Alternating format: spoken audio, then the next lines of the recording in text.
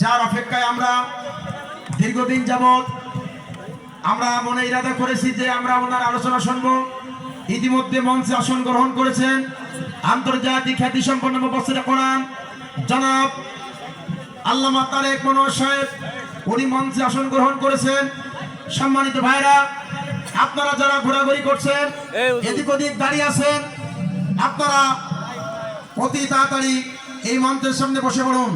প্রিয় ভাই, আমি মঞ্চে আসার জন্য অনুরোধ করছি আসাদুজ্জামান খোকন বাটবিলা, চলে আসেন, আপনি চলে আসেন। দরবাডাঙ্গা ইউনিয়ন বিএনপির সম্মানিত সেক্রেটারি, আমাদের এলাকার মানুষ আসাদুজ্জামান খোকন, উনি মঞ্চে চলে আসবেন। আমি মঞ্চে আসার জন্য অনুরোধ করছি। রাজনৈতিক কোনো ব্যক্তিবর্গ যদি আপনারা থাকেন, বিশেষ করে আপনারা মঞ্চে আসবেন। আমরা সবাইকে সম্মানিত করতে চাই, মানুষ হিসাবে আমরা সবাইকে সম্মান দিতে চাই।